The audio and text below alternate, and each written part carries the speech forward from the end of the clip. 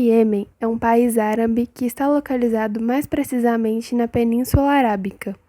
Sua capital e cidade mais populosa se chama Saná. Por conta de sua localização, é um país de grande importância estratégica, pois está situado em uma importante rota comercial de petróleo, de modo que os navios petroleiros da região precisam passar por ele. Além disso, é vizinha dos principais produtores de petróleo do Oriente Médio, Arábia Saudita, Omã e Irã. Antes de entendermos o conflito político, precisamos entender a questão religiosa no país. Afinal, as vertentes religiosas também estão envolvidas no conflito. Grande parte da população na região é de etnia árabe e religião muçulmana. Só que, dentro da religião muçulmana, existem duas diferentes vertentes, os xiitas e os sunitas. Os sunitas compõem a grande maioria na Península Arábica, sendo da vertente xiita apenas 3 países dos arredores, Iraque, Irã e Bahrein. Agora que entendemos as diferentes alternativas religiosas, voltamos um pouco até o ano de 2011. Nesse ano, iniciava-se um movimento conhecido como Primavera Árabe, que constituiu uma série de protestos que tinham como objetivo exigir uma melhor qualidade de vida para a população e derrubar os governos ditatoriais e opressores que vigoravam na época. Após a saída de Ali Abdullah Saleh e logo depois sua morte, o controle no Iêmen fica nas mãos de seu vice, Abd Rabu Mansur. Contudo, o atual presidente Abd Rabu se identificava como vertente sunita, e esse fato acabou por causar um conflito entre os sunitas e os xiitas. Desse modo, a minoria xiita, que se autotitulava Houthis, começa uma série de movimentos contra o atual presidente. Assim, em julho de 2014, os Houthis deram início à sua ofensiva visando o controle da cidade de Sanaa. Em 21 de setembro, os Houthis conseguem o comando de Sanaa. Em 20 de janeiro de 2015, após novos combates, os Houthis apoderam do Palácio Presidencial em Sanaa e cercam a residência do presidente Abd Rabu. O presidente então foge para Ad, que é uma cidade no sul de Iêmen, e, consequentemente, os Houthis conseguem o controle da sede do governo e da rádio estatal. Contudo, lembremos que os sunitas constituem maioria. Assim, os xiitas contaram com a ajuda do Irã, que é um dos países vizinhos do Iêmen e possui população de maioria xiita, similar ao grupo Houthis. À medida que o Irã passou a apoiar os xiitas, a Arábia Saudita, também vizinha do Iêmen, passou a apoiar os sunitas, vertente de maior apelo popular na região. No dia 26 de março de 2015, a Arábia Saudita e seus aliados põem em prática uma intervenção saudita no Iêmen, apoiada por outros países, como Emirados Árabes Unidos, Kuwait, Bahrein, Sudão, Egito, Jordânia, Marrocos e até 2017, Catar, que passam a formar a Coalizão Saudita, também chamada de Operação Renewal of Hope, ORH.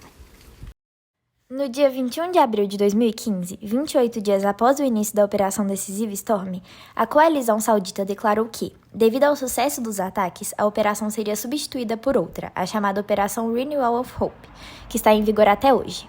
Os ataques aéreos continuam sendo o foco principal da coalizão e culminou na Operação Golden Arrow, uma operação liderada por forças dos Emirados Árabes Unidos e do Exército do Iêmen, que retomou o controle da cidade portuária de Ad.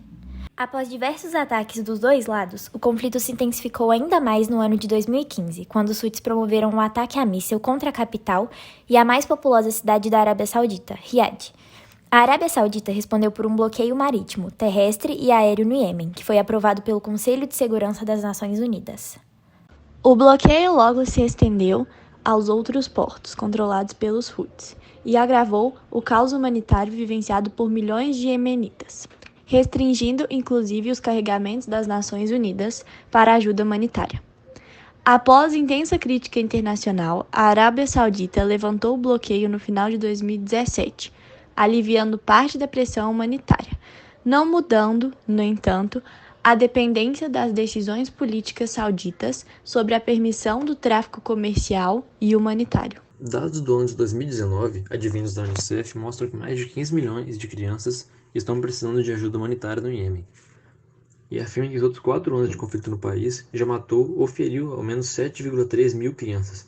Também afirmam que 360 mil sofrem de malnutrição aguda ou severa, e metade das crianças do Iêmen com menos de 5 anos estão com crescimento atrofiado, uma condição irreversível. Mais de 2 milhões de crianças estão fora da escola. Ainda de acordo com a Agência de Saúde Sexual e Reprodutiva das Nações Unidas, a UNFPA, as dificuldades de acesso do alimento do Iêmen e outras privações provocadas pelo conflito podem levar ao pior caso de fome da história e colocar em risco a vida de 2 milhões de grávidas e lactantes. Estima-se que 24,3 milhões de iemenitas, quase 90% da população, não têm acesso à rede pública de eletricidade e 16 milhões de pessoas carecem de acesso a quantidades adequadas de água e serviços de saneamento. Esses obstáculos acabam gerando péssimas condições sanitárias, que, aliadas à falta de recursos médicos, também provocam a morte de milhares de pessoas. Além da questão de sobrevivência no país, há também, segundo a ONU, cerca de 3 milhões de pessoas fugindo de seus lares, e 2 milhões delas seguem deslocadas. Um possível ponto final para a Guerra do Iêmen acontece em 30 de outubro de 2018, quando os Estados Unidos, um dos aliados da Arábia Saudita, pediram que se ponha um fim à guerra, em particular aos ataques aéreos da coalizão liderados pela Arábia Saudita. Em 21 de novembro de 2018, enviados da ONU, Martin Griffiths começa consultas para manter diálogos de paz. Além disso, o Conselho de Segurança da ONU aprovou, em 16 de janeiro de 2019, a criação de uma missão da ONU no Iêmen, responsável por apoiar um acordo de cessar-fogo na cidade portuária de Hodeida, um dos pontos do conflito. Atualmente, em torno de 20 profissionais no terreno inspecionam a suspensão das hostilidades, mas ainda não existe nenhum plano definitivo que prometa acabar de uma vez com este conflito. Apesar de demonstrar intenção de cessar fogo, os diálogos e os acordos ainda estão em andamento.